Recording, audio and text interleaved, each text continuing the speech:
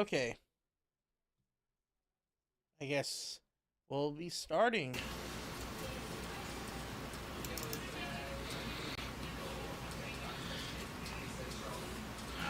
So, hey, how's it going? Just doing a little test stream just to see how everything's going in terms of the setup. So today we're just going to be going over a few things, just deck building, getting things ready for some events that I have at my locals, as well as kind of just updating existing decks that I have. This little short stream is just there to kind of discuss. I kind of planned this a little bit in advance, but moving forward, I am going to be announcing it, and probably going to be, not probably, definitely going to be promoting this, whether it be on the various Discords that I'm at, or if you follow me on social media, just so we can kind of get just to get the word out that I'm probably going to be doing this weekly, at least 1 or 2 streams a week, so I can kind of just give you guys an update of how things are going and kind of just go over a lot of things. So what I have planned today is we're going to be going over a few decks. We're going to be examining a few decks from a few games, do some quick just deck editing, and then I'm going to showcase to you guys a couple matches that I have planned. And if you guys do want to face off against me in any of these card games, you can either hit me up on the chats, or maybe I'll figure out some kind of method in the future if you guys ever want to do test matches in the future. So without further ado, we'll start off with a little bit of Weiss Schwarz. There are a few decks that I'm going to be updating, as well as decks that I'm going to be sleeving up today. I managed to get myself a few nice goodies. This I actually picked up from AmiAmi, and it's for my Data Live deck. So I'm just going to be fanning it out and showcasing to you guys for this part, what I'm going to be doing in terms of deck building, looking at existing cards, fanning out the deck ratios, and going over kind of my thoughts behind some of the card choices that I've been going at. And I'll probably do even a quick profile of it. So we're going to be first looking over Data Live, just going over what are some of the decks what is the current build that I'm running at, because we know that Data Live did get an update post ban list, this recent Weiss Schwarz ban list, and I did get to update it a bit, but I might try to see, before I take it out for testing, what kind of level 1s and level 0s I might be modifying, because mainly right now I'm still running the Kermi finisher, even though it's at 2, because it's just that strong of a finisher. And I really do hope with the ban list, when the ban list does come out, I get to kind of see how this deck kind of evolves. So we're going to go start sorting it by levels. So, because I was actually doing a playtest session not too long ago, and this will give me an opportunity to just kind of go through the list and do some deck doctoring. Just want to do a quick change to the camera because it looks flipped.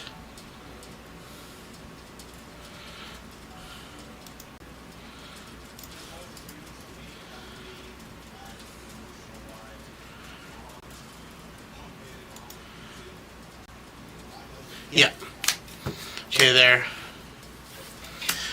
So we're going to be kind of just sorting through the list.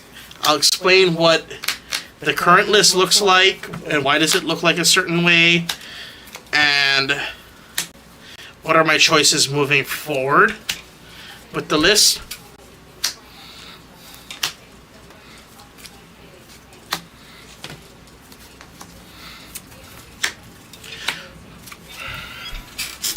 So the reason why I did choice standby is throughout my testing with the release of the Toka 1-0 from the ban list, I noticed that this deck still has the issue of maintaining hand size. I think that's one of the weaknesses of 8 standby, especially if you're running essentially an empty standby and not a plussing combo, is that if you are not able to hit your brainstorms or get your playables, eventually you're going to be running out of them just from simply encoring your beat sticks. So I made the effort to look through the lists, like various lists that Japan has been running with Data Live. Even though, yes, this deck is pretty old, Japan did have a recent power scaling reset, so it allowed for decks like Data Live to kind of re-emerge again. And I actually got to see it in the August data that Kevin from Strictly Broken was releasing, and it got me kind of wondering, what can we do as Data Live players moving into the current context of our metagame. So I examined various kind of lists, and this is my current iteration.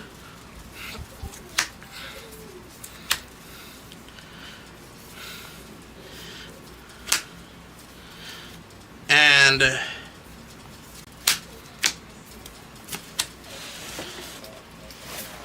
pardon. I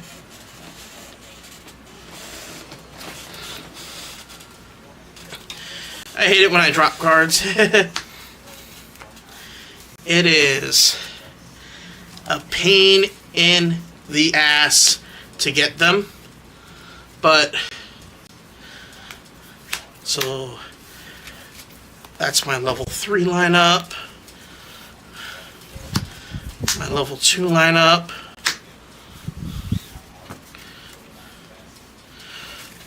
The level 1 lineup.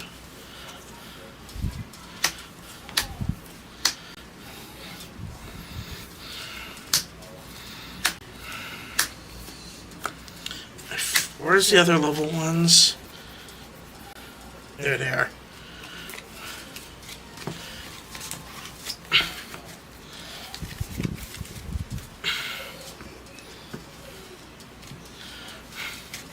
And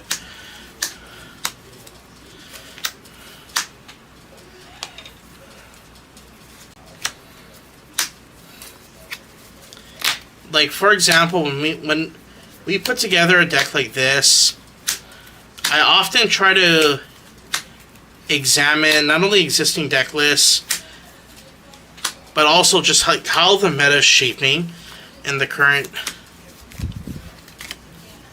stage. So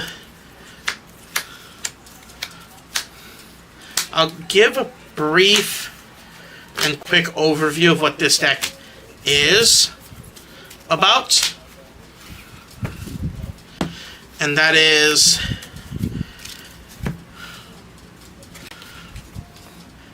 we play 4 copies of the drop draw Toka, which also allows you to check the top card of your deck.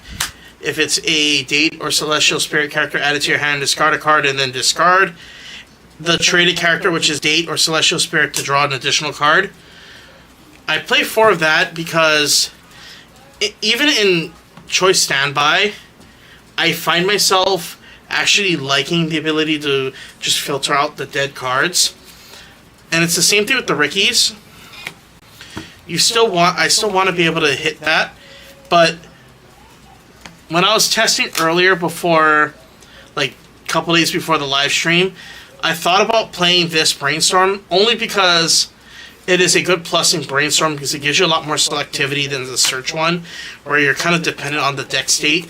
It's better to salvage from the waiting room than it is, in my opinion, to search the deck, because you don't want to manipulate your deck while you're trying to both push damage and also survive.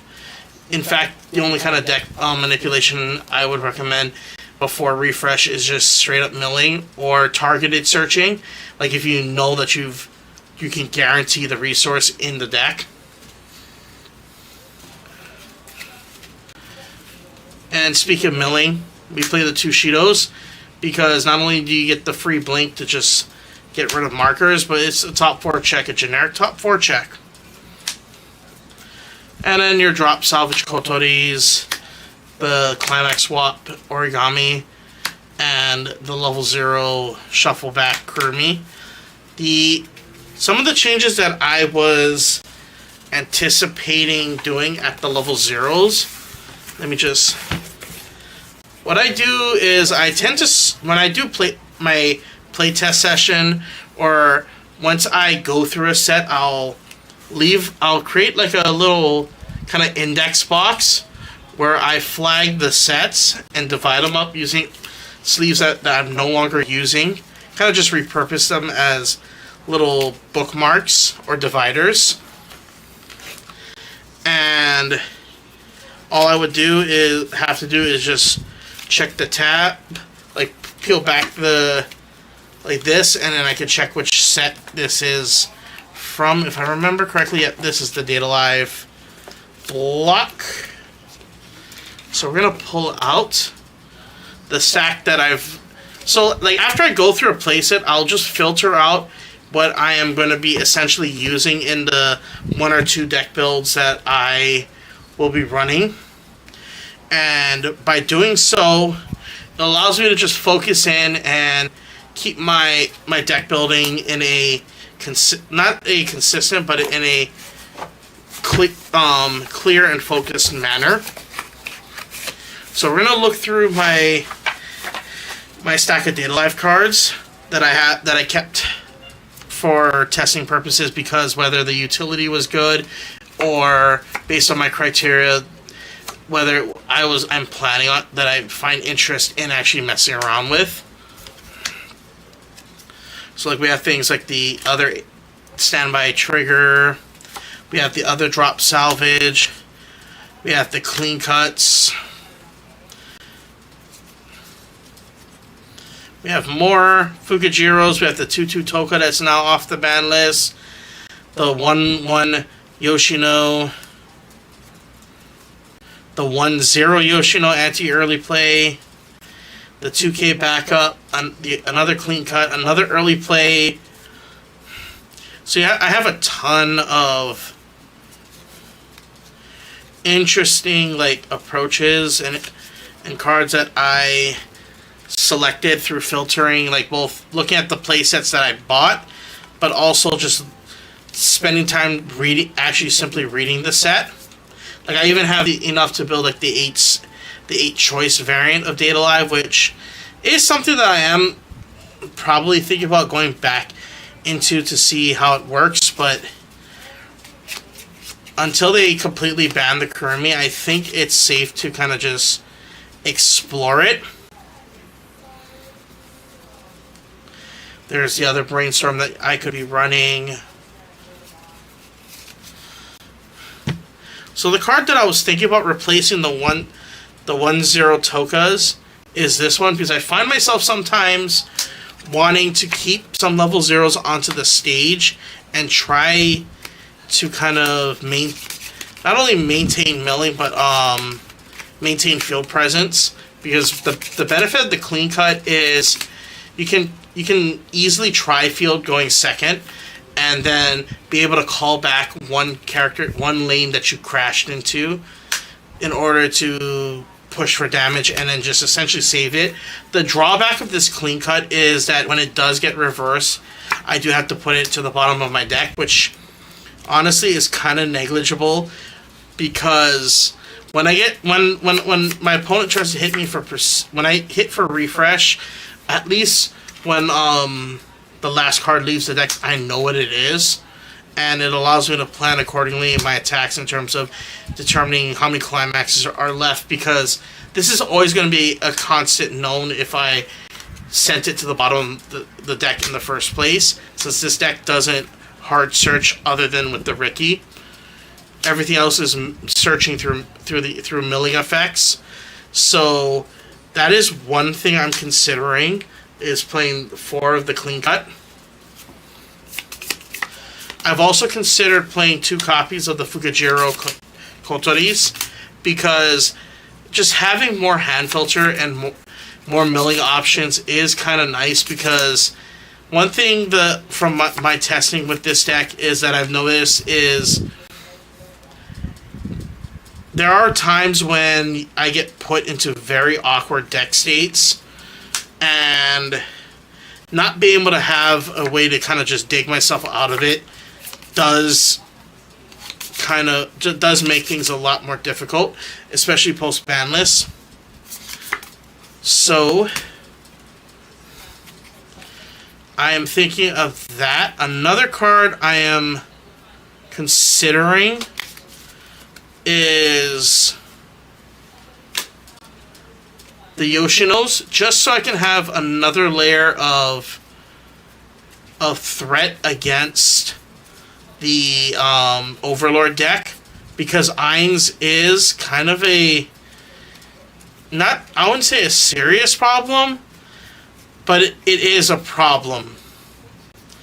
Another thing I was thinking about running was more green, just because of the fact that I do have access to the 3/3 event, but I would have to think about how the deck flows after testing. So what I'm thinking right at the moment is we're gonna take out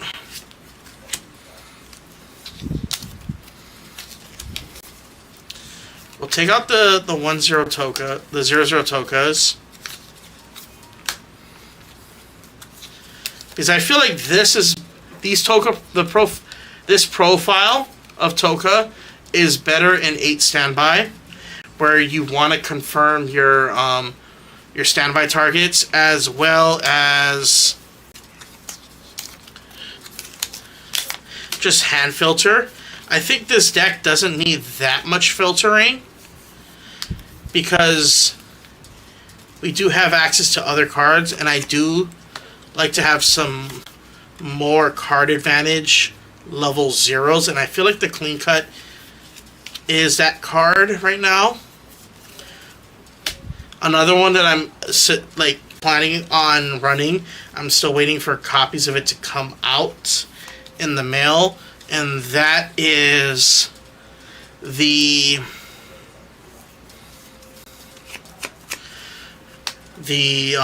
free runner Toka and Miku. That's something that I am currently considering, just because of how quickly I go through the deck. So we play 4 of that. We play 4 of this. The Brainstorm. The 2 Shidos. I feel like you don't need this Kurumi necessarily.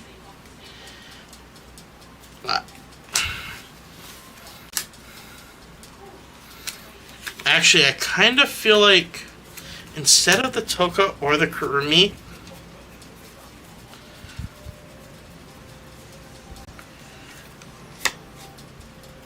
maybe I'm thinking that level 0 or another card I was possibly thinking about playing in the deck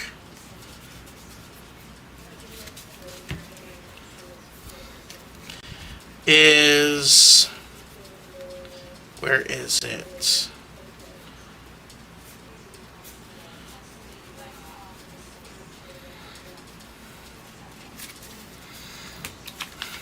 Actually, I think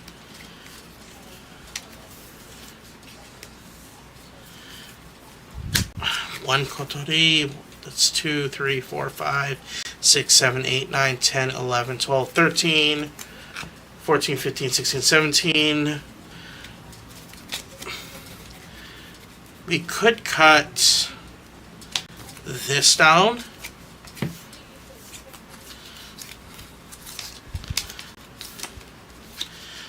So we're running 18 zeros now, I'm thinking.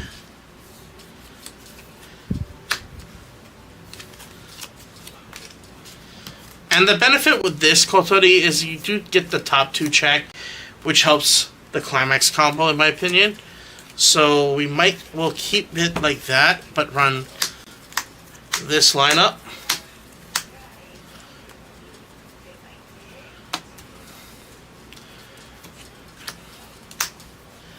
And this Toka as well.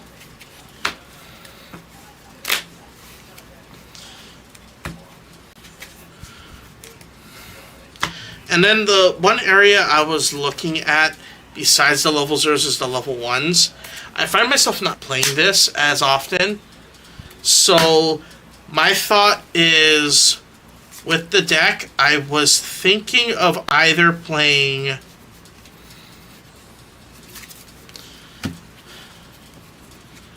two copies of this Kotori anti-early play. Because with the, Kotori, the Yoshino anti-early play, because since we're playing choice, we are going to be, if we tri-field more, like at least dual to tri-field the level 1 Kotori combo, we're going to replenish our hand pretty easily. So like having an additional kind of, I wouldn't say tool, but an additional way of answering anti-early plays, I think is necessary, because Overlord is this deck's worst matchup right now. Because what the Ainz does is it can threaten to blow up the board and essentially minimize whatever effort you had in establishing the board by simply just shoving into memory the black goats. And if you don't give yourself room to answer it, you essentially give that deck a free turn to compress and not have to worry about being targeted down. So I think this is there for the threat, and this allows me to free up the one spot of this origami backup in order to play one more copy of the free fresh backup, which is something I wanted to run for a while, because just having a free fresh backup is just so good. Having that panic button. And then we're just playing two copies of the 2/2. This is choice standby, so we don't really have to invest so much resources into standby the level 2. In most cases, if you get the standby, you get the standby, but you don't necessarily need the 2/2s all the time. And then same with the level 3s. I played one copy of the stock swap level 3 because I wanted to save room, so I can actually essentially, since I'm able to now free up 2 slots for finishing potential on this Kurumi, which makes it easier. And not to mention, it's just a really good stock swap. Something I didn't anticipate Data Live getting until after the release of the, I think, first extra booster, which is supposed to cover seasons 3 and 4. So we play this, the stock bomb, or the stock swap. We play one copy of the Toka, Icy Tail. We're still playing 2 copies of the 2K level, 2000 power from characters behind, in front of it. I still also play the 2 early play Tokas, only because I have SP Tokas. And then we still keep this lineup for the level 3s. So we're going to be I'm going to be kind of piloting this deck in the upcoming tournaments and just seeing how this deck performs. I might even do a few games later in this stream just to showcase kind of the power of this deck.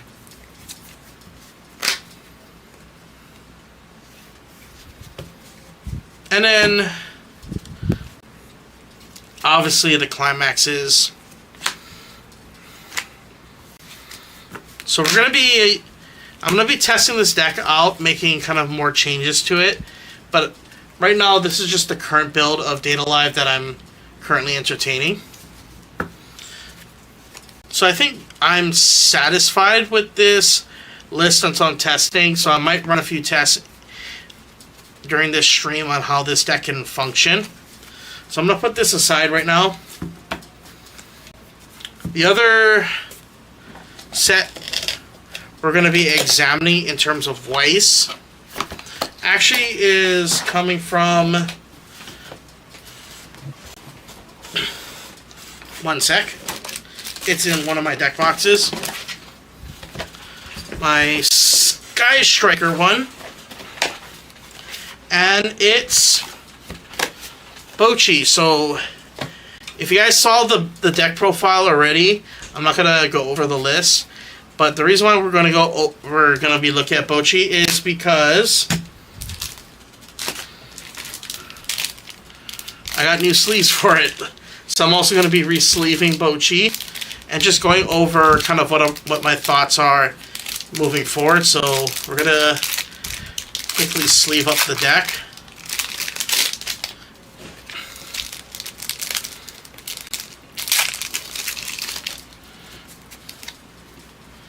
So oftentimes one of my goals when I put together decks is I try to get the sleeves and deck boxes to match. If they can't one-for-one match, at least have the sleeves and deck box match the series, not the actual art of the sleeves. I was kind of lucky to get for Data Live to have the deck box and the sleeves to match. And I just do it so it's easier for me to kind of pack things, so I don't have to guess which decks I want to have on me. It takes the guessing work out of it. And I do happen to have a new deck box for Bocchi. This is a little chibi Bocchi deck box.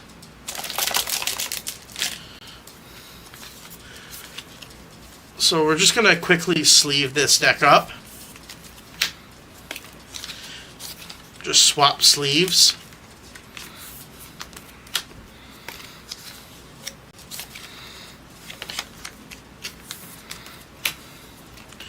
So when I sleeve decks, I try to get multiple copies of the same sleeve.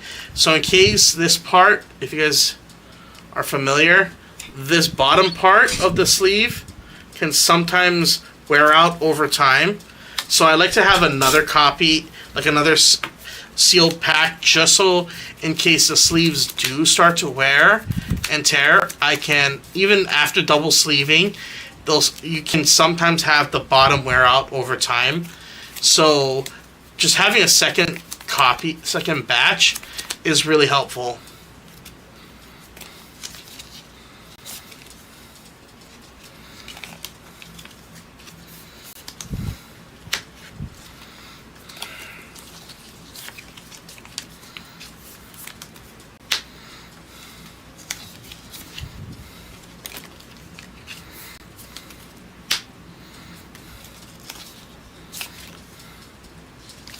We're just going to be quickly sleeving things. I've been kind of just messing around with things. And later on, once I get a playlist, I'll also have like a little playlist of music in the background. So I apologize if I don't have any like music at the moment. Actually, let me fix that. Just so we can have something looping.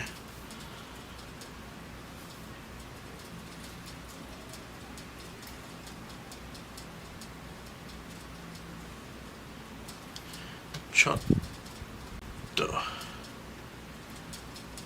Just so we can have some sound. Media file.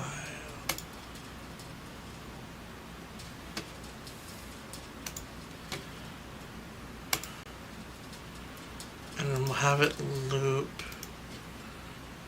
Let me just pick a quick song. Sorry about that. Normally I just have this prepared, but I just came back from work, and I wanted to do something just really short.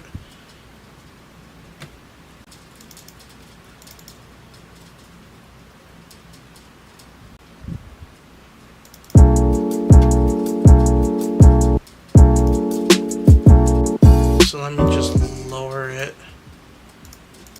Let me just lower that. And yeah, I noticed the camera is a bit on the low end. Let me just adjust the sound.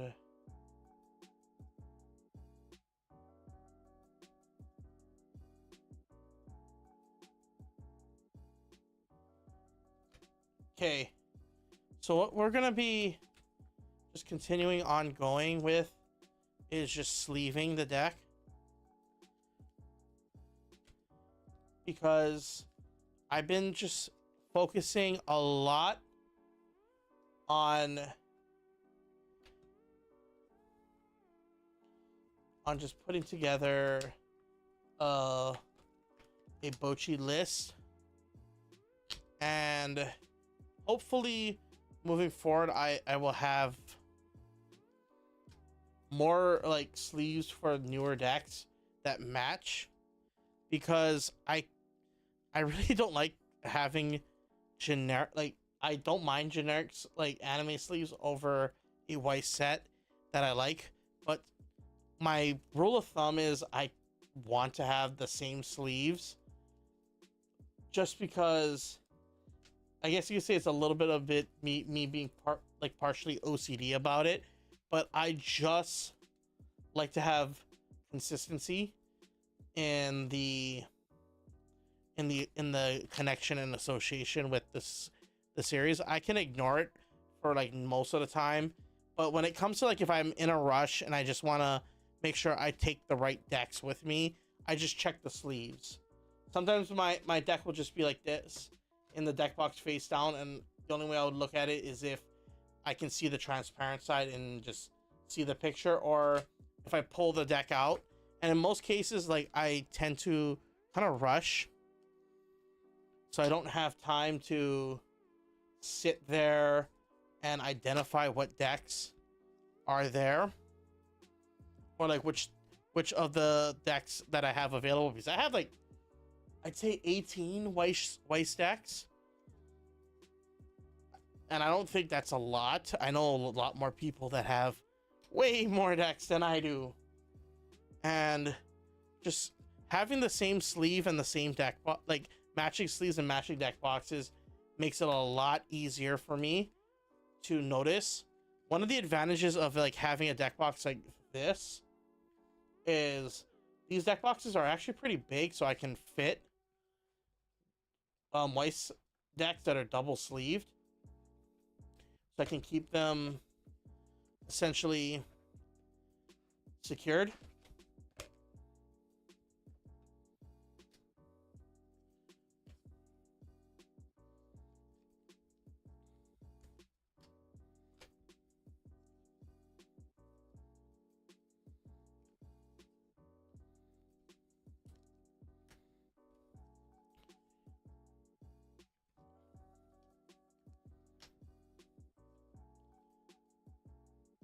So one of the things that has been kind of going on in my current life is just the fact that when I put together decks, I tend to spend a lot of time just doing test hands, and it just becomes such a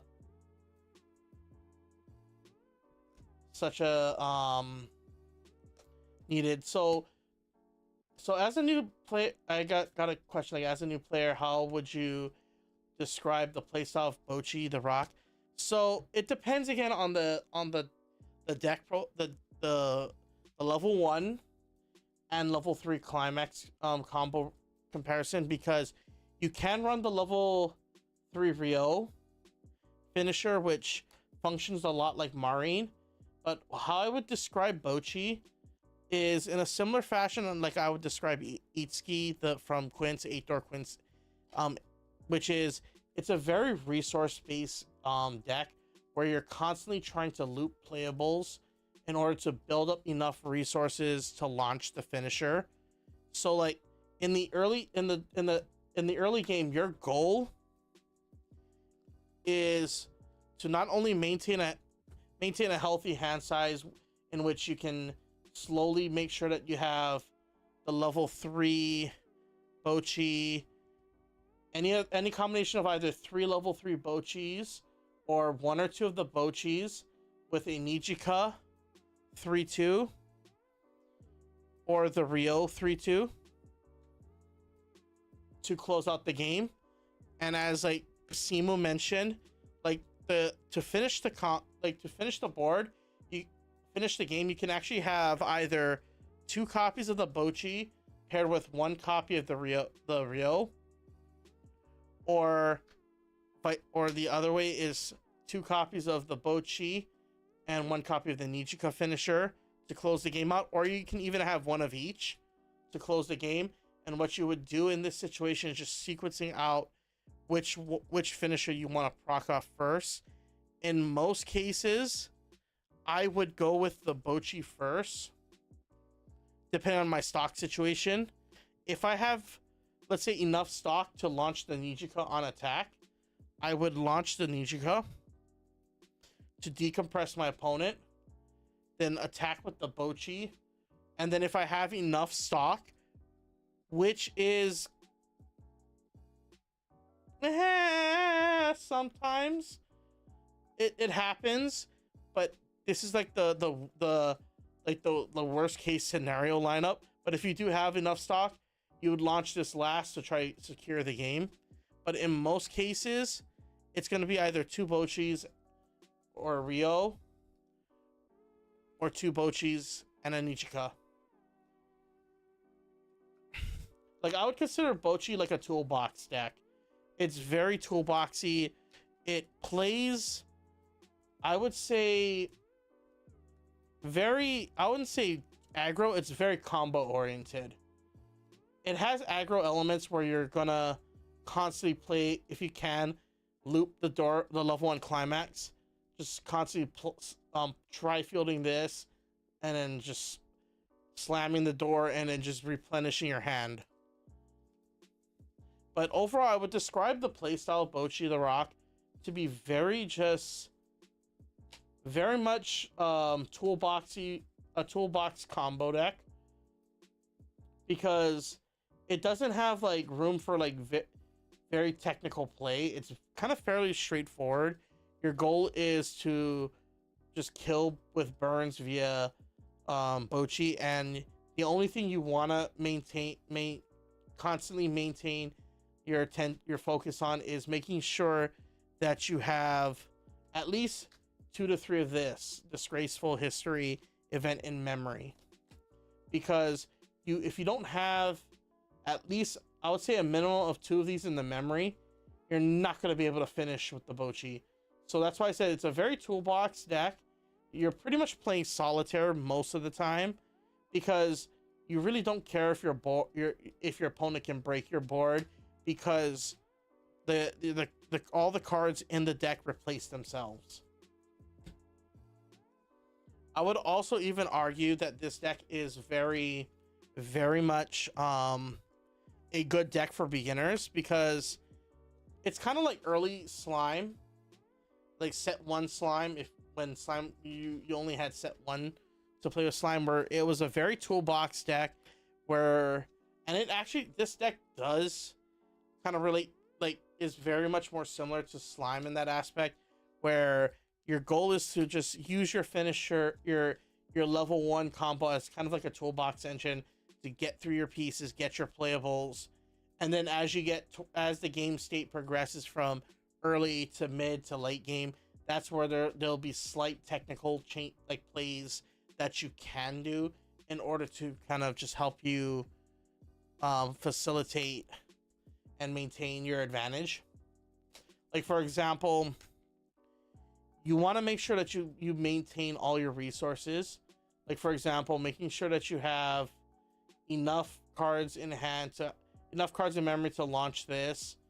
You also want to make sure that you have a healthy number of copies of this, so you can kind of either play one in hand to early play loop heal, since if you are caught with two or less climaxes in waiting room, you're able to kind of just heal loop with the early plays. But this deck, I still like to say, would argue it's a very toolboxy deck.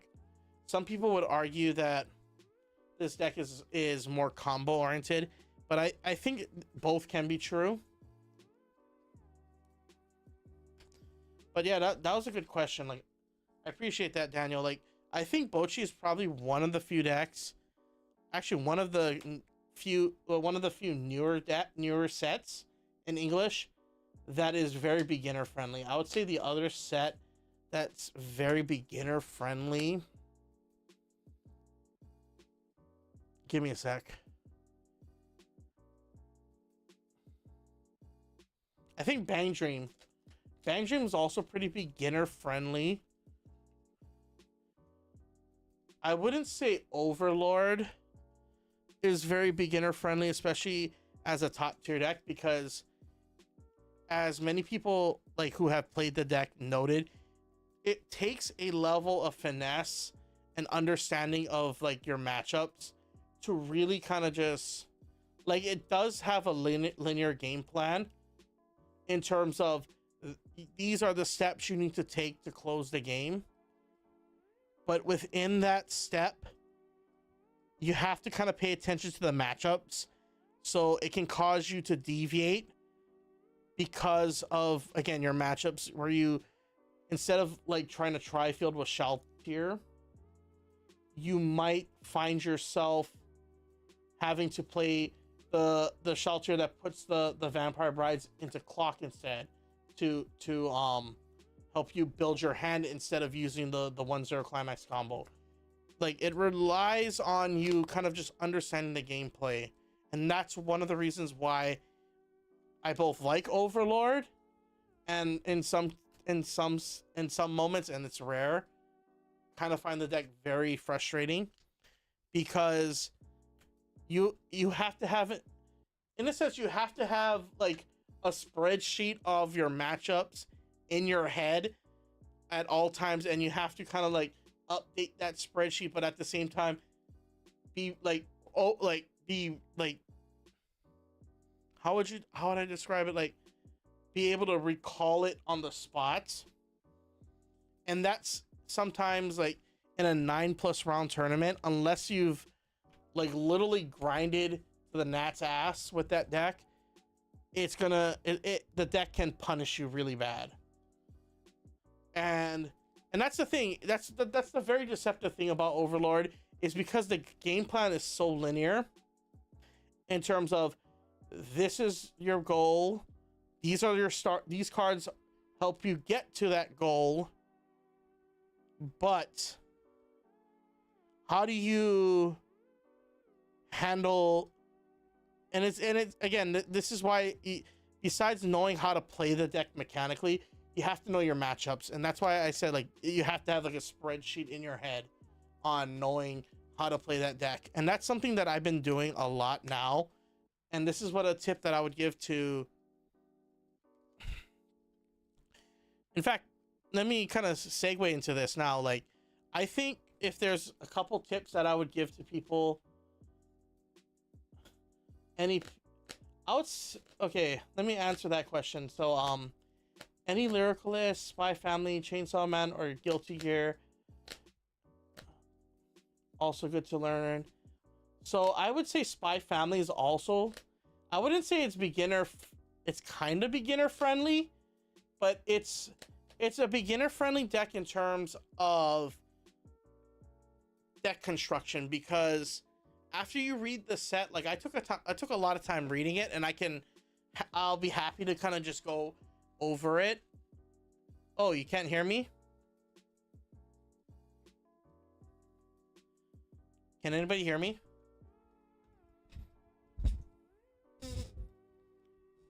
Can you guys hear me? 1 second.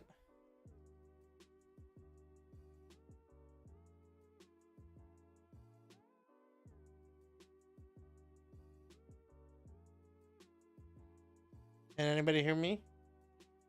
Because just want to make sure.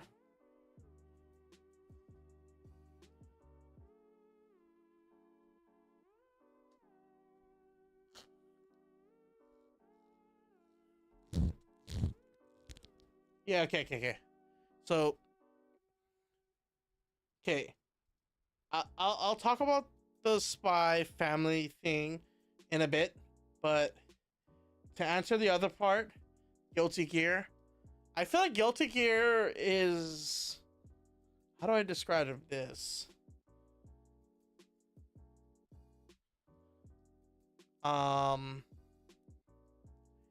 When you look at Guilty Gear as a set, it may look very straightforward because there's a lot of cards that kind of fit in together really nicely. Like, for example, I think the Kai level 1 fits really well with like on paper, can fit really well with the Soul Bad Guy finisher. But in practice, when you look at the state of the metagame, and this is where I feel like when it comes to determining like whether decks are beginner friendly, you also have to take into account like the meta scene.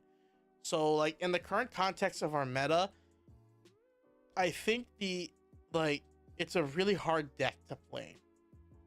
It looks simple on paper, but like I've even chatted with a bunch of people that play the deck, and because there's so many good utility pieces, but at the same time they don't actually kind of gel together in practice. That's why, like, for example, like the current meta builds tend to run the standby level 1 combo with the Ramethal finisher as pretty much the standard build right now. I know there's others that you can play around with in regards to Guilty Gear, but I think because of how the metagame sits, and that's why I always say decks can change from being beginner friendly and a pain in the ass depending on how it interacts with the meta. And that's a philosophy I think that is true with all card games, especially like Weiss, Pokemon, Yu-Gi-Oh, One Piece. You have to not only know how your deck functions, but you then have to take it a step further and see how does it interact with the current meta. So like in my humble opinion, like just not even my humble opinion, because I haven't yet played Guilty Gear that much, that is one set that I am probably going to be experimenting on the simulator just to help people and just for myself to understand it, is that with the current meta being so board focused, you either have to take two routes. Build a deck where your utility cards can both break the board and sustain the board on the crackback, or not give two flying fucks about the board and just focus on constantly toolboxing. And that's why I say decks like Bochi and even 8-Door Itsuki will thrive in this metagame because they don't necessarily care about board advantage, but rather they care about card advantage in terms of hand advantage, being able to just recover their hand, play a bunch, slam the board with playables, build that their stock compression, and continuously have a full hand until when it's time to hit level 3, you play your level 3s and then just vomit on the board, like just slam, like overwhelm them with a bunch of damage. And then in Chainsaw Man, I feel like if you like Chainsaw Man, I'm not gonna say you can't play it, but I think the deck is a lot more trickier now. Back then, when it was pre-ban list, Chainsaw Man was, I didn't have much of a hard time playing the deck, as it felt kind of very self-explanatory, like what you have to do. And like now with the restrictions, they made the gameplay a lot harder. So in a sense, Chainsaw Man got the data live treatment, where their main finisher got 2 in the head, and now you only can run 2. And just like how people say like you only you need it 3 to play it, and even if you're allowed to play 2, it's still fine. I think it's both, they're both correct and kind of coping. So like I would probably consider a choice variant of Door. I could probably toolbox, like workshop that deck, but I think there are some resources out there that are good at finding deck lists for Chainsaw Man. As for Lyrical Licorice, I think the standard Pan's Door is a fine deck. It's pretty straightforward for beginners, in my opinion, and it's also pretty beginner friendly. So I would consider trying out Lyrical Licorice. I hope that kind of answers the 2. I'll talk about the Spy Family quick once I finish saving up the Bochi. But yeah, like I do think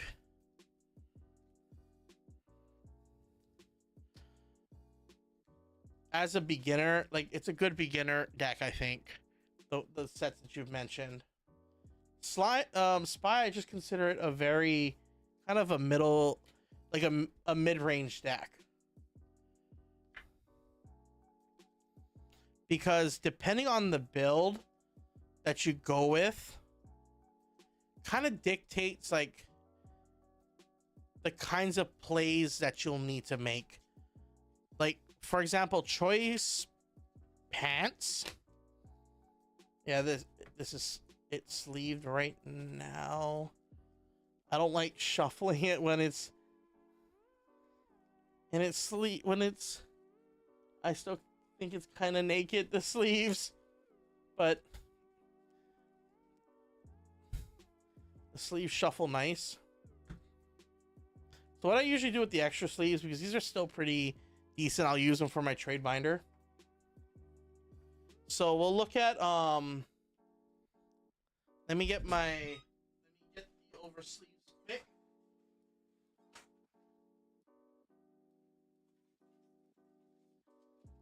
Okay.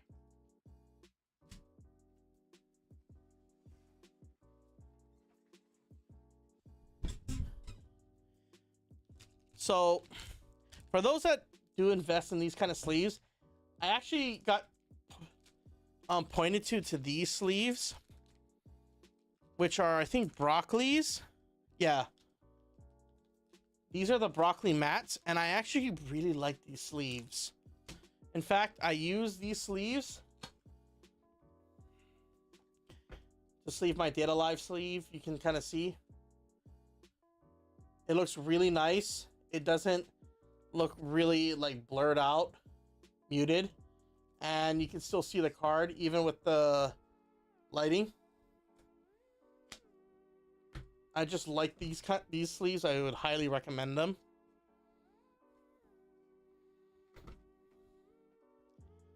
But first, I think I'll oversleeve these decks quickly. Then I'll get to kind of just talking about Spy Family. So for Spy Family, I think it's a really good deck. Don't get me wrong. But I think in terms of utility, Spy Family is a deck where you're kind of locked into one early game climax combo. I know there's others in that set, but like the tried and true one is still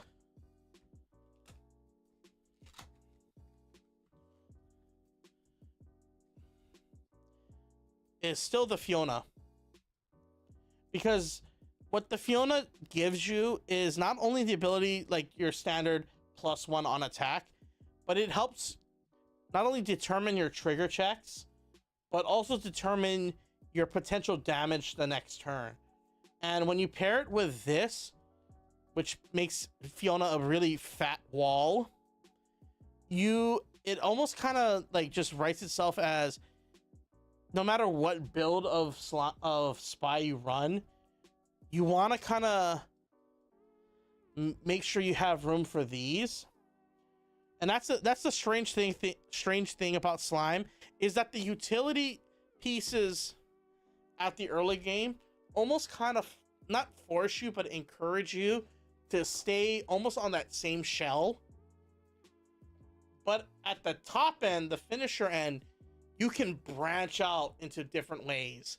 Like there's the 8 pants one that I featured on my channel. There's this one that I'm running right now, which it runs the Your finisher. There's the Anya Pants Choice.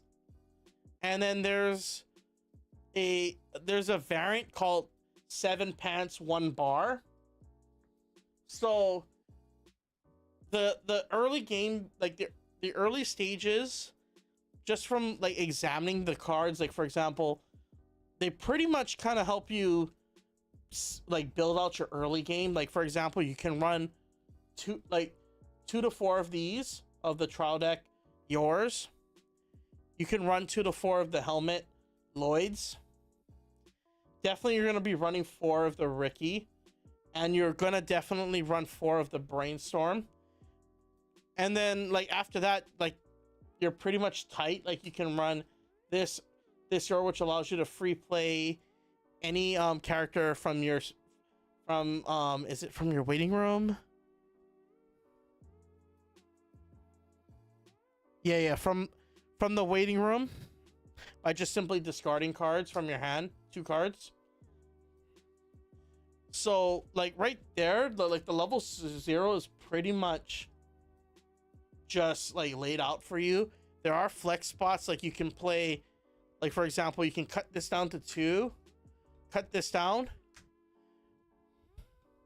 and possibly cut down 1 Brainstorm to play like 4 copies of the handler that allows you to discard a pants climax to top check 5. So like there is nuance in the ratios, but pretty much in terms of like the what cards you choose, unless you're going for the Anya build, you're pretty much going to be focusing this on the like a very similar like level 0 lineup. I know there are people that will disagree with me, and trust me, there's a lot of flexibility. That's why I said like, but generically, most of them run these at any number, like these 1, 2, 3, 4 cards. So like by just knowing what's your core like early game, it makes the deck building process very simple. And I think, just to answer your question, it is early game friendly. It's just then how like ratioing it out is probably going to be your challenge, and that requires you to deck test like nonstop.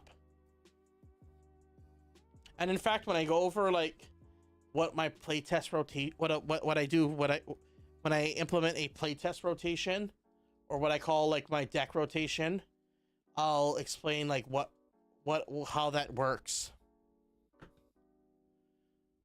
So like for example, like other deviations you could see in Spy is at the level 2 step. Like for example, I know some Spy builds don't play the early play, anti-early play. I play it personally just because since Overlord's around, it's kind of a no-brainer to have something available to threaten the Irons. I also have the 3k memory kick counter. You also want to have some kind of decompression tool, which is this Anya. And for the booster, you can either play the Bond or the Becky. In my personal opinion, I think the Bond's better because you're not investing, you're not like discarding 2 cards from your hand in order to proc their effect, which is for Becky, it's I think at the beginning of your climax phase, discard 2, burn 1. This one, it's tap this card, and then I can check the top card of my opponent's deck. So this gives me a free Mocha for 1. And I would even play this in the Anya build just so you can just increase the number of instances of getting climaxes out of your opponent's deck as much as possible. And then like with your standard finish lineup, like they can run something like this. I've seen other builds where they'll run the finisher, the change package, then the early play. But again, there's a lot of flexibility with Spy, that it's almost like unlike other decks where your deck construction is dependent on the synergy the level 1 combo has with the level 3. Spy, you almost have to think in reverse, in my opinion, where what level 3 combo will gel well with my level 1 combo, because my level 1 combo is just that good. It's not amazing, it's the best one in the set. So like right now I'm testing the your finisher because she is just functionally cheaper to like in terms of stock investment to roll out, and you don't have to invest that much hand to launch the climax combo. It's just a pay 1. So I kind of like that, and plus I like big burn. I like precise burns, and I also like big burns.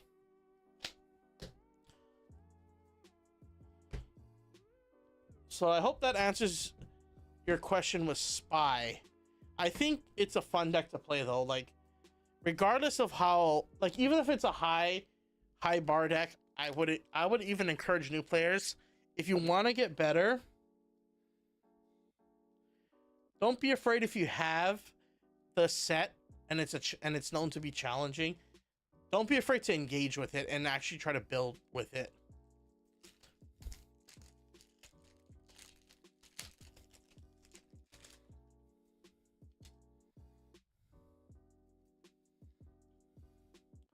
So let's sleeve up the Bochi.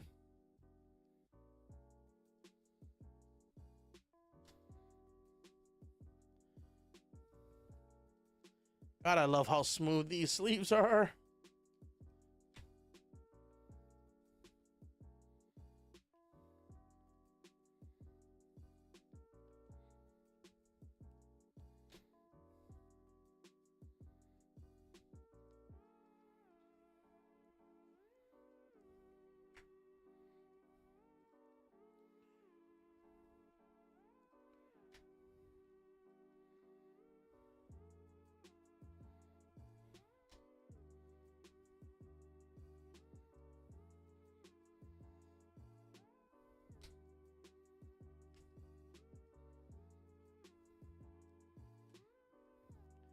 So, another thing I wanted to talk about in this stream is the fact that I am going to be expanding into other, like just showcasing the other card games that I play in this channel.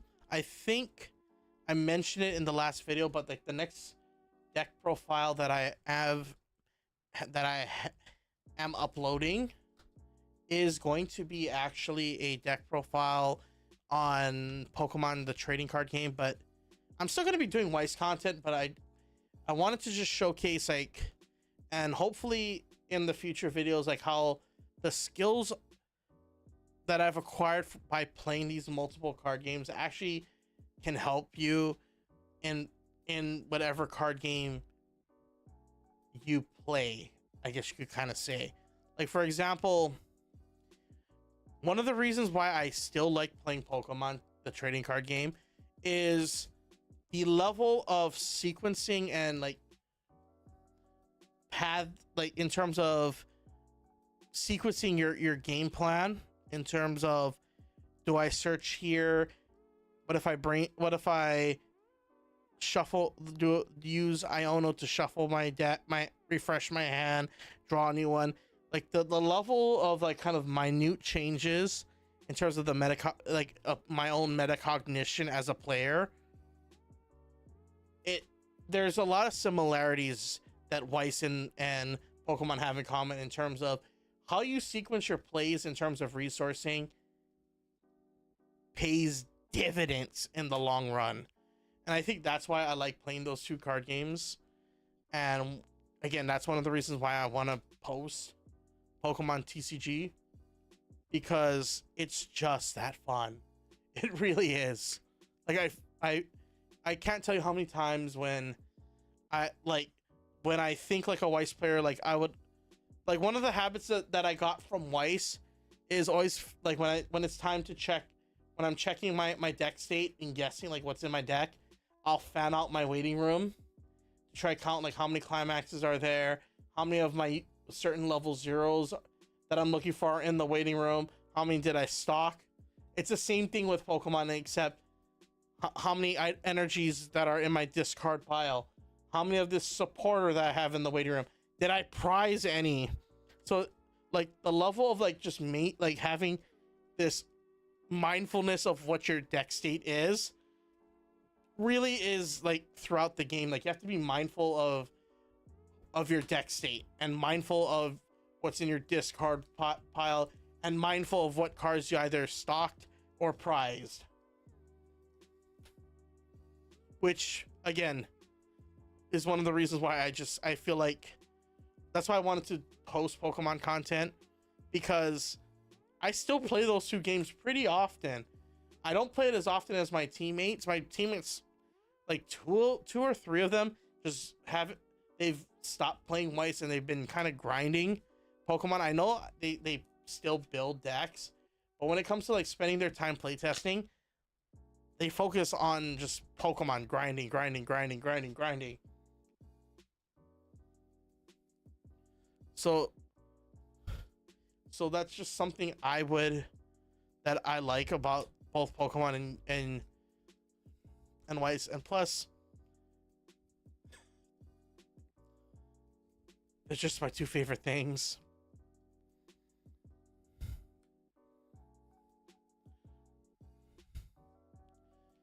Another thing that I might be doing in the future for this channel is I am planning on opening up a Discord just for people who would like to chat, kind of just build the community, because I do want to have like a place where we can all talk and all like just pop on. And even if those that watch this stream later and they see it, they can get to this point, I'll probably be clipping these anyway. Probably.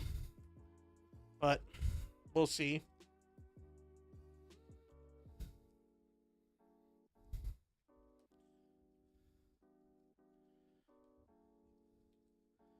We're almost done with this deck. Thank God, because I hate the sleeving decks, re-sleeving them, because that's like the biggest time suck.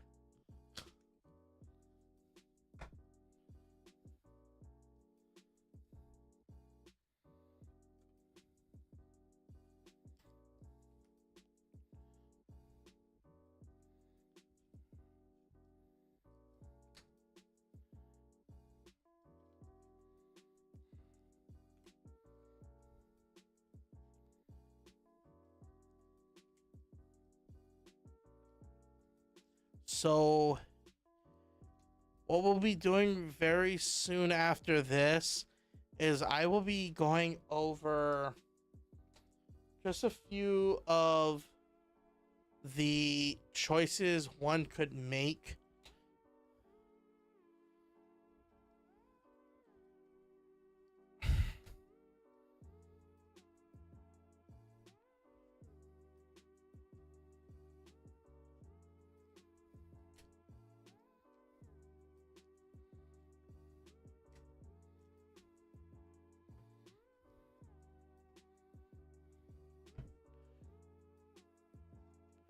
Okay.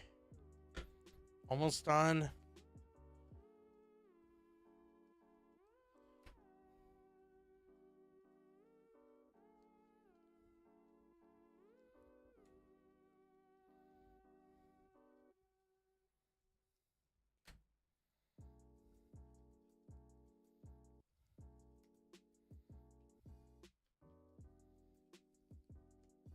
Okay.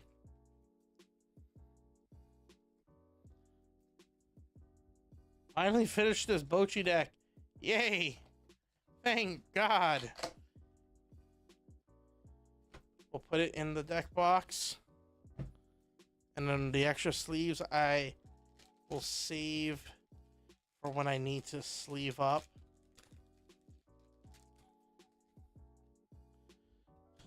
Okay, the other deck that I'm gonna be workshopping quickly because I already know what I need to do with it. But first, God dang it. Get in there. Okay.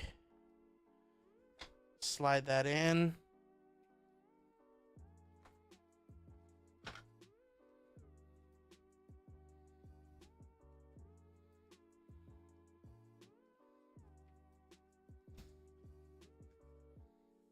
Okay. The other set that we're going to be looking at is my RWBY deck. And the reason why I'm re-examining it is, let me show you guys what I was running earlier.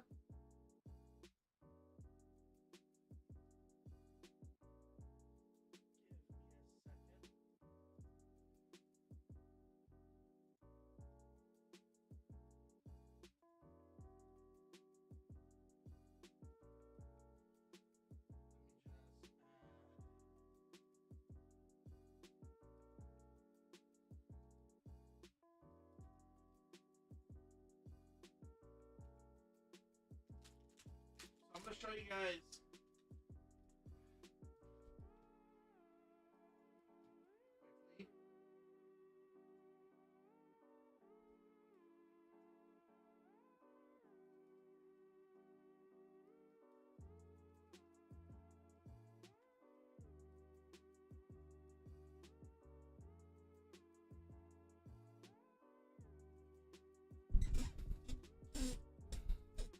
Okay, so let me show you guys where I've been kind of testing. So this server, I won't post the link to this server unless I get permission, but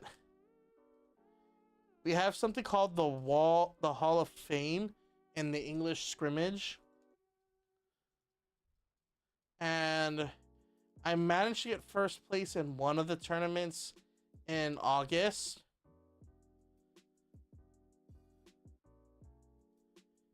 Which was RWBY.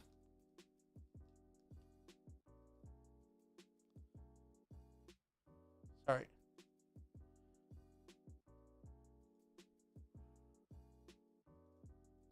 Which is RWBY.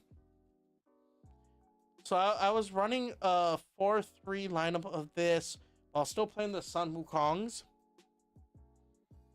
And then after that, I made modifications and ordered stuff from the extra booster. And I managed to sneak with, like, not sneak, but managed to do well at locals running. Wait, let me just.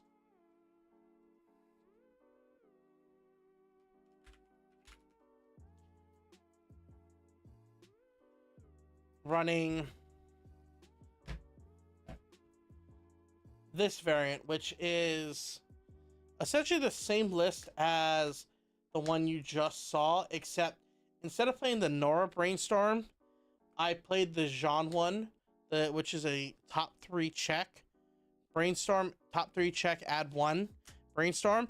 And I actually ended up going X1 with the deck at my locals when I went in person. And the list actually was, I was noticing like how well the deck was flowing. And in fact, one of the MVPs of the deck, like no matter what, like in my testing, was between this Weiss level 3, were these 3. Like being able to, like I actually in some games closed with this lineup or this lineup. And I found myself actually closing games really simply with this.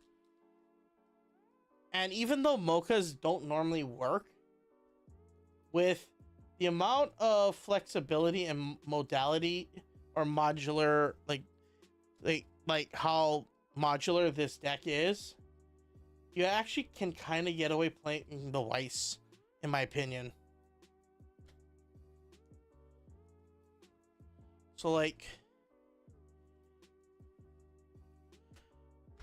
I feel like in terms of just overall like quality of life changes with the deck, I could see myself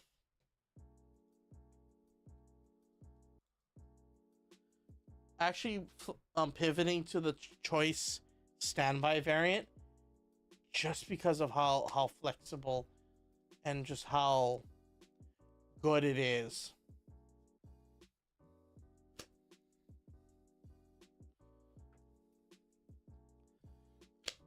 So let's actually modify it because I want to see how the new choice standby would work.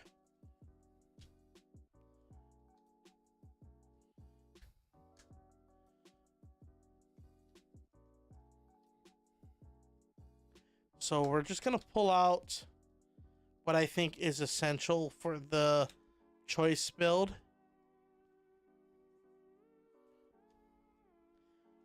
I feel like the Tyrion early play will need to be looked at.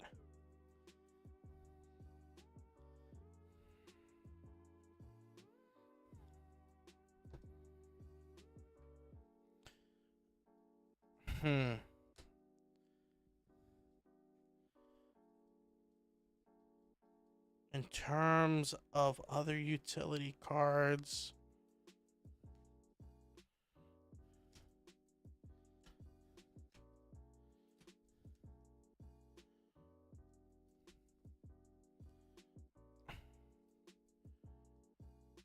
do I run?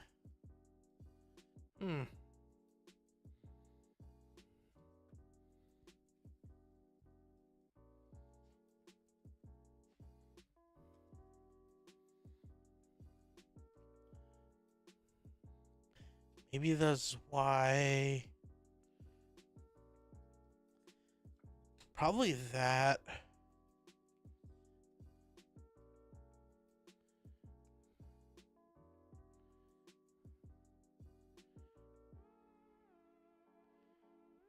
Okay.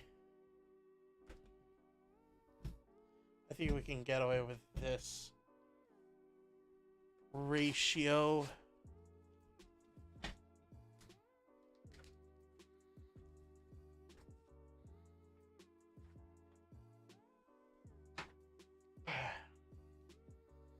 So like, formatting this deck is actually pretty simple.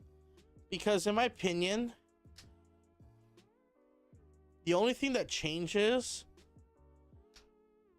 is the ratios between the level 1s, level 2s, and maybe the level 0s.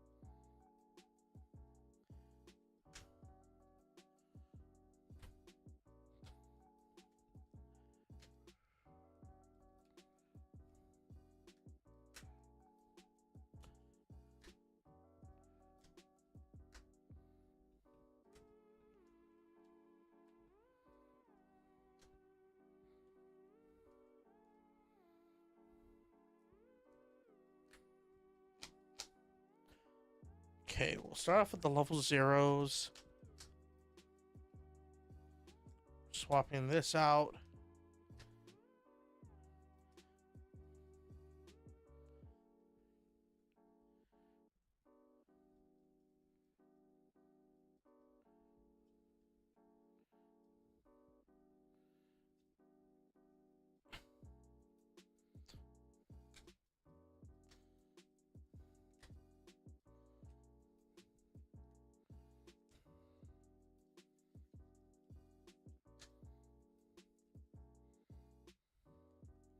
Shout out to Ideal 808 for these sleeves.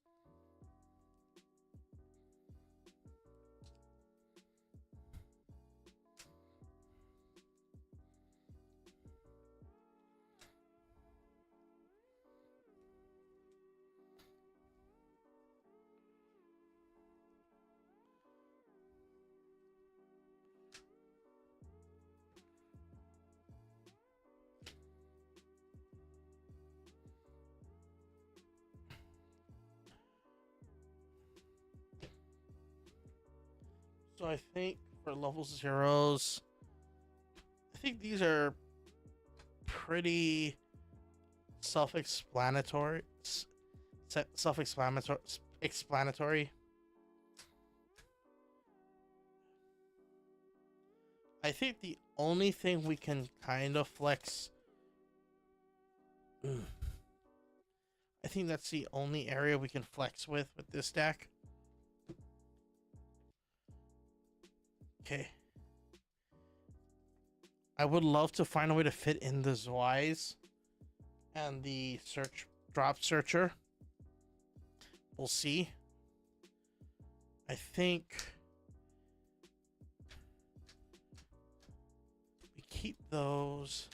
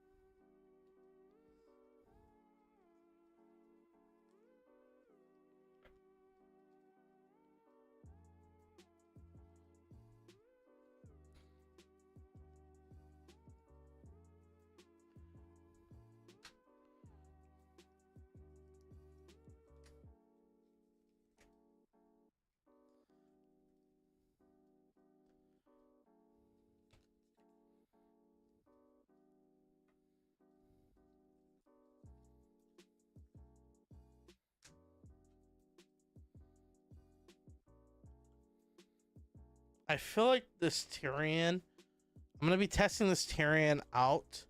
It's an early play stock healer, and I think there's merit to playing it. And this actually allows me to cut down on the number of crows I run, because we're not playing 8 standby now. So we can kind of be sparingly with it.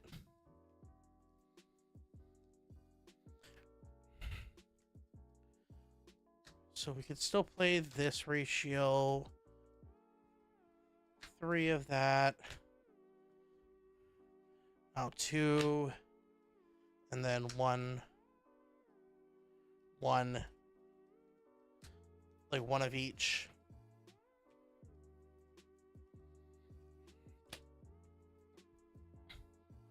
And then we'll swap the climax combos.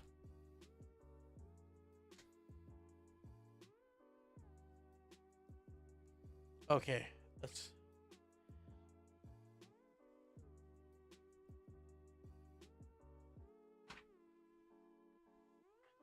Can't believe I forgot to get the climaxes out.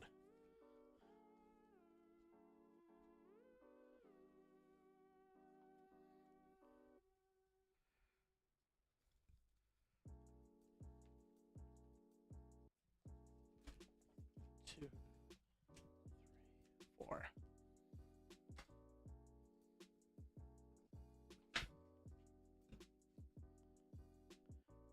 We'll put these back.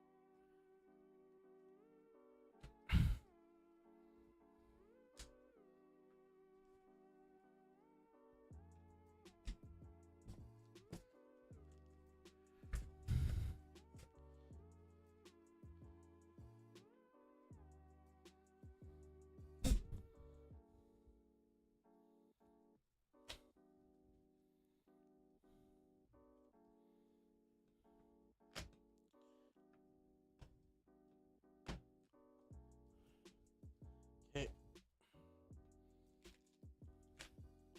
I think this is a good way to segue into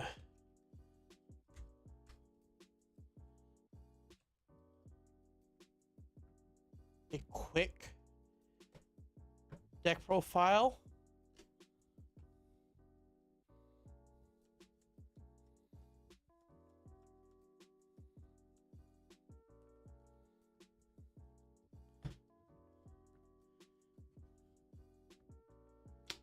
So where do the...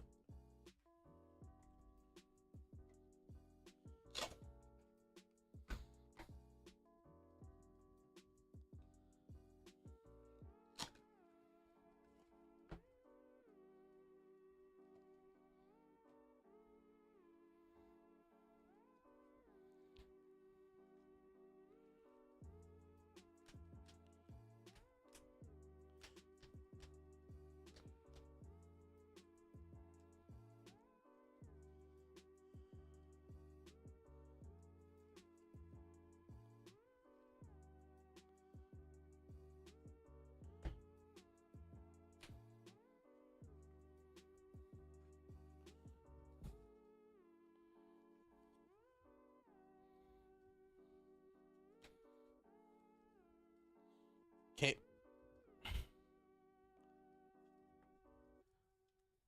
So, this will be a quick deck profile on my, for those that have been watching me in this stream, we're gonna be doing a quick deck profile on my choice standby Data Live. My reasoning behind this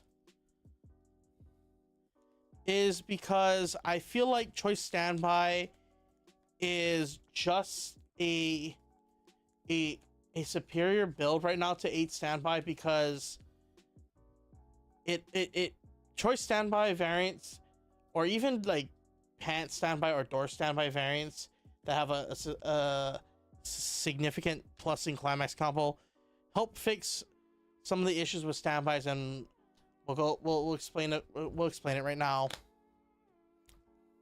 So, what Choice Standby gives this, what the Choice trigger does for this deck is it gives us free stock compression just from straight triggering it, allowing us to kind of not cheaply but easily manage our stock, as well as with Data Live's level 1 combo. It allows us to replenish our hand size. It's the same kind of logic that RWBY has with Standby RWBY, and that 8 Standby is really good when you are winning boards, but when you're losing boards, you have a issue of bleeding hand. And in a board-based meta, if you can't guarantee the win on the board, like maintaining your boards, like how Slime can easily do it right now, you're kind of forced into the other category, which I mentioned earlier, which is board. You have to play in a way that you really don't give a fuck about the board state, and you're focusing on kind of just hand advantage instead of field advantage. So we'll start off with the level 0s. So for those who were here earlier in the video, you already saw me go through the deck doctoring process, but I'll explain this. So I play 4 copies of the Toka Clean Cut, because in my testing, most of the time I will go second, and especially with this deck, I would like to go second, because you don't have the same level of initiative that 8 Standby used to have, which was you could play the survey and then draw Toka from the draw deck in order to kind of help you set up your board.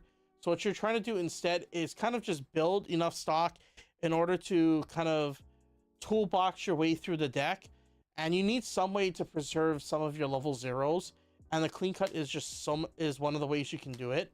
So I play 4 copies of the Clean Cut to help kind of preserve. So it allows me to try field going second, especially if they don't play a runner. So I can just slam 2 characters in, including like my Brainstorm. I can frontline the Brainstorm and just use it to help me generate stock. And then I can use the Clean Cut to put it back into the back row, so I don't have to commit more resources into hand in order to replace it. And then next we play 4 copies of the RWBY. I feel like the RWBY is just here to help you level up to level 1, but it's also here just to get your missing pieces early game, because you want to, with this kind of mindset, this build, you want to set up your level 1 really easily and be able to try field level 1 early game. So the RWBY is just that helpful for you. Then we play 3 copies of the Salvage Brainstorm. Just self-explanatory. I prefer Salvage Brainstorms over the Search Brainstorm, like the Tap 2 Search Brainstorm, or the Tap 1 Kurumi one from set 1.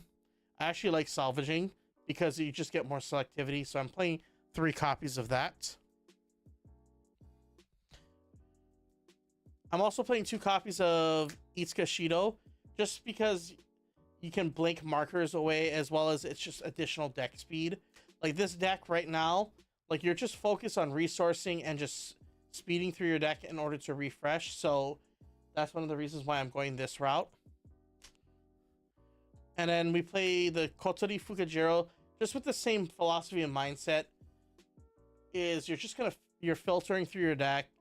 You're trying to give yourself enough deck speed in order to just accrue advantage and just maintain board state. Not board state, but just maintain card advantage. I keep on thinking board state because most of the decks that I've been playing, are board-based decks, and I'm relearning kind of the utility game. So that's why I decided to go this route.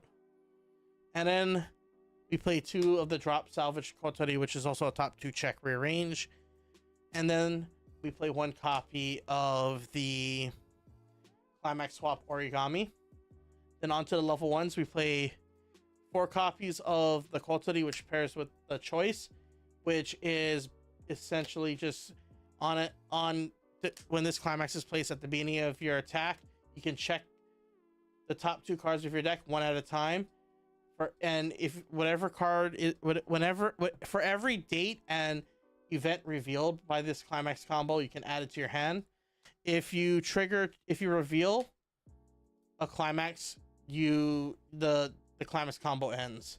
So what you're trying to do with this deck is basically push damage with the +1 soul, as well as generate enough advantage to replace itself. And it kind of goes along the line with this, because this 1-0 Kotori, which relies on triggering souls, you're not running as much soul triggers as before, but you are essentially trigger checking 3 times at level 1, so you can kind of still take advantage of this Kotori, which is, if you remember from my 8 standby video, it's basically a 500 support with the ability, when you trigger check a soul trigger, give 1 character plus 2k.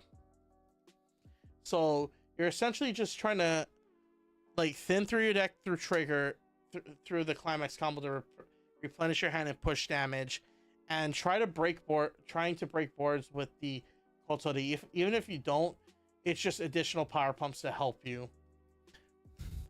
Then we play 2 copies of the Yoshino anti-early play backup, because since we're going to be building a lot of hand, there are going to be sometimes when we trigger check like unplayables. We want to be able to have some way of discarding it other than just this and this, and having a backup that not only helps you filter cards from your hand, but also threaten early plays is just really helpful. So like that's why I play 2, just so you can have, just in case when you can constantly put your opponent on your toes, because if they see 1, chances are they're gonna anticipate they're gonna try question whether you have the second one in hand. So having that second one there just helps me with the mind games. And then on to the level 2. Oh wait, finish up the level 1s. We play 2 copies of My Little Shido. This is just here for either deck speed or leveling down my opponent's characters. I also can use this to salvage a level 3.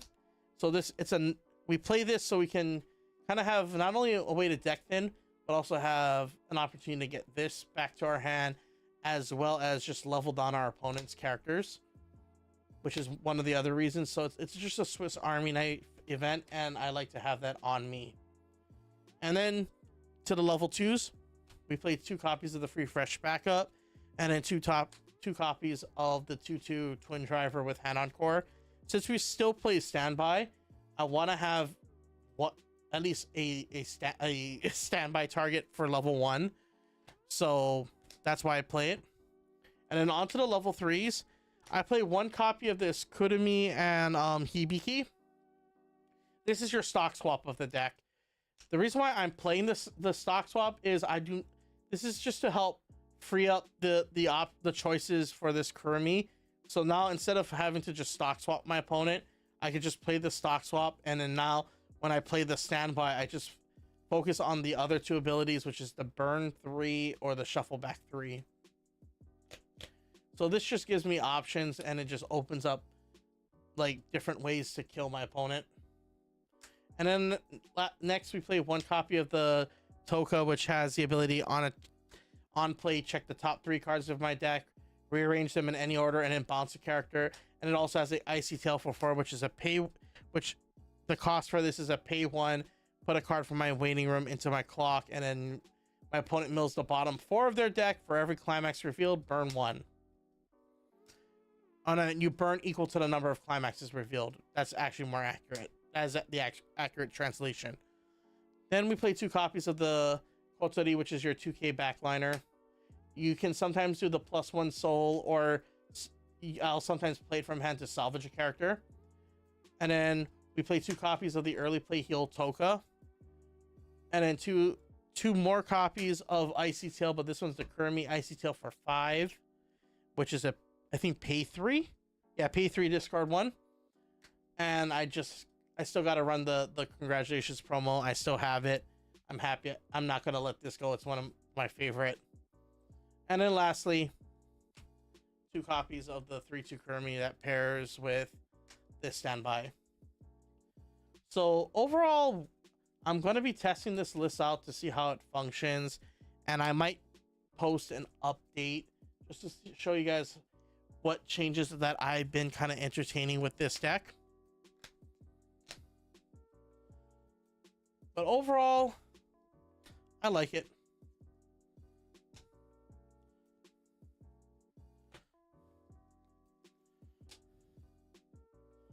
So I was planning on doing Pokemon TCG Live today, but I might save that for another.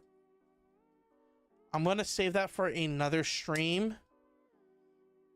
Or I might even just film myself going through a playtest session. But I wanted to give myself time to do one last thing, which is I wanted to showcase the other card game that I'm playing besides Pokemon. I talked about it in my trailer, but I just want to quickly showcase. I'm not going to give a deck profile of them. That'd be way too much time. And plus, I'm still working on the decks. And the games that I'm talking about, One Piece. So I'll probably do a video on One Piece, and I'm gonna see if I can do some games on the sim. This is one that I'm tentatively thinking about posting on the channel, just because I like One Piece. Not the anime. I kind of don't care about the anime. I like the game. Yeah, here's another One Piece deck that I'm working on. This is not going to be the same leader. It's going to be the Marco once I get it.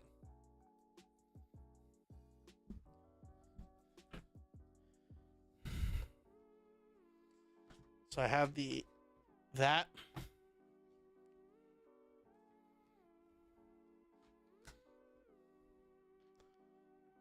I'm also going to be playing at my League Challenge this weekend.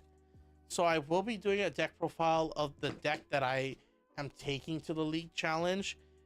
Although I will have to update it to Stellar Crown.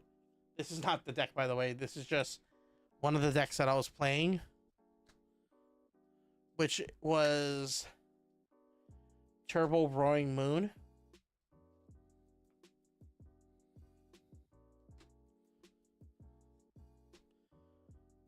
So I just wanted to show you guys that. I'm going to be updating the deck in the near future. But I think this is a good time to cut off the stream.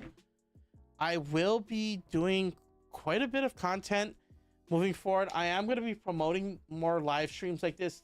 This is just a test one after I've done since the last time I've done one, which was a year ago. So I'm going to try be doing this once a week. And then if I can keep this pattern going, I will try to push it to 2. So I hope you guys like this stream. If you guys, I want to thank those that did kind of participate. I was only one person, but again, that's just me streaming late and not promoting it enough. So I will be promoting the next one in the near future. So I hope you guys... don't forget to rate, comment, subscribe, stay on point, guys, and peace out.